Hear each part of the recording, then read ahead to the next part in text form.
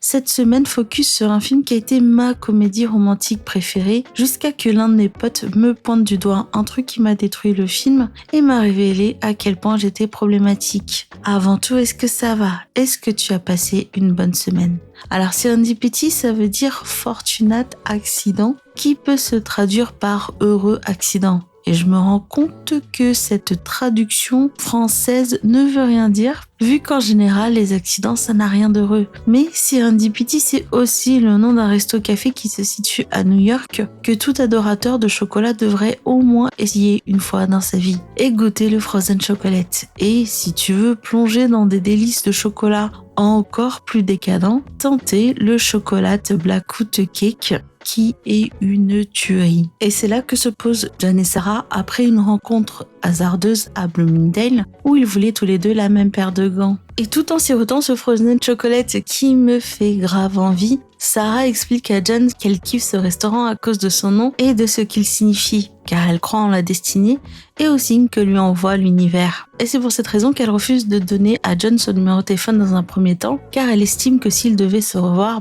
ça devrait être plus à cause du fruit du hasard qu'autre chose. Sauf qu'ils se retrouvent un peu plus tard à Serendipity car ils avaient tous les deux oublié un truc. Elle sa paire de gants qu'elle a gagné et lui son écharpe. Ils se décident donc de prolonger la soirée et passent du temps ensemble. Et quand Sarah décide de lui donner son numéro de téléphone malgré ses réserves, un coup de vent balaye le bout de papier qui confirme l'intuition de Sarah. John, il va pas lâcher l'affaire et il va faire un plaidoyer émouvant en expliquant que la destinée n'a pas que ça à faire d'aller écrire sur un bout de papier les coordonnées de chacun et de les rapporter aux parties concernées et que eux aussi doivent faire quelque chose de tangible pour qu'ils aient une chance. Sarah, convaincue par cet argumentaire que j'ai super mal expliqué, demande donc à John d'écrire son numéro de téléphone sur un billet de 5$ et le dépense pour acheter un paquet de bonbons à la menthe et dit à John que si ce billet de 5$ lui revient entre les mains, ça voudrait dire que la destinée veut qu'ils soient ensemble. John rétorque que c'est injuste vu qu'il n'y a que le numéro de Sarah qu'ils ont mis en circulation dans la roue de la destinée. Donc Sarah, elle trouve ça logique, du coup elle va acheter une copie de L'amour au temps du choléra et elle lui dit qu'elle inscrira son numéro de téléphone à l'intérieur et que le lendemain, elle ira le vendre en occasion pour que lui aussi ait une chance de la retrouver. John, toujours aussi déterminé, continue de faire son plaidoyer en se disant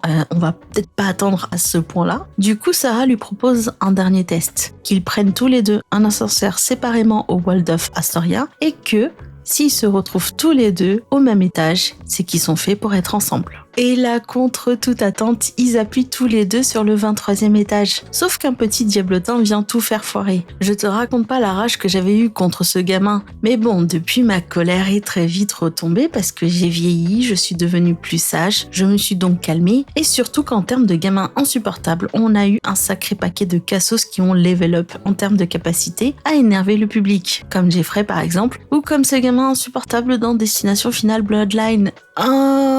Il m'a donné des envies de violence. Et malheureusement, juste au moment quand John arrive au 23e étage, Sarah venait juste de quitter l'étage. Et il se retrouve tout seul malheureux comme pas possible. Là, on avance de quelques années. John s'apprête à épouser Ellie d'ici quelques jours, tandis que Sarah s'apprête de son côté à épouser Lars, un musicien un peu new age qui fait des clips un peu chelous et qui fait une musique pas si dégueulasse que ça, mais une fois que tu t'y habitues. Mais malheureusement, John et Sarah n'arrivent pas à faire le deuil de cette idée de « et si ?» et vont faire une dernière tentative pour essayer de retrouver cette personne qui leur a fait chavirer le cœur il y a quelques années de cela. Et du coup, pendant plusieurs années, j'étais sur mon petit nuage à kiffer ce film et à en parler autour de moi avec beaucoup d'enthousiasme. Jusqu'à que ce pote-là me dise « Mais attends, ces deux-là, ils essaient de retrouver une personne du passé alors qu'ils sont en couple. » Et là, je te raconte pas, comme dans l'épisode 8 de la saison 3 de How I Met Your Mother, j'ai eu ces bruits de glace qui ont brisé tout mon enthousiasme par rapport à ce film. Je me suis rendu compte à quel point je suis problématique. J'ai royalement ignoré que ces deux-là dépassaient clairement le stade du flirt lors de leur rencontre, commençaient à développer un crush sérieux alors qu'ils étaient déjà en couple, et ça les met directement dans la catégorie tromperie émotionnelle.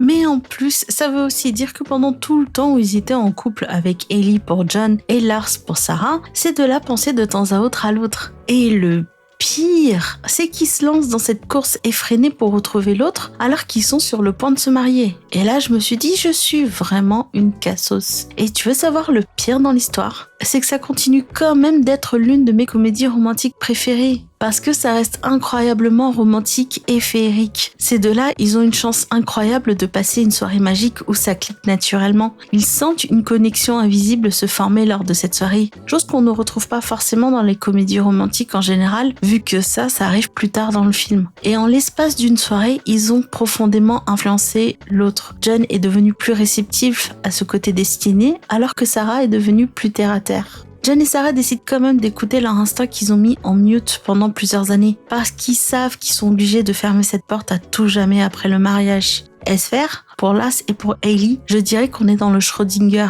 D'un côté, ça se fait trop pas, parce que c'est clairement du foutage de gueule, mais d'un autre côté, il vaut mieux le faire là plutôt que d'entrer dans un mariage où ils risquent tous les deux de vivre avec un fantôme sans le savoir. Et là, c'est un truc qui me fait rire toute seule parce que ces deux acteurs-là, quand ils se retrouvent dans le même film ou dans la même série, c'est pour se faire larguer. Mais bon, comparé aux personnages de Natasha et Hayden, je trouve que Lars et Hailey s'en sortent bien mieux. Et c'est peut-être ça qui rend ce film magique, qu'il y a peut-être quelque chose qui s'appelle destinée, mais que la destinée n'est rien sans la volonté et les choix que font les personnages. Et si la destinée existe, la vache, qu'est-ce qu'elle est ironique, parce que c'est Hailey qui achète le cadeau qui va marquer la fin de sa relation. Et ce que j'ai kiffé par-dessus tout, c'est que John et Sarah décident de rompre, un peu tard tu me diras, mais ils ne font pas le choix de rester parce que faute de mieux, même s'ils se disent qu'ils retrouveront jamais l'autre quoi.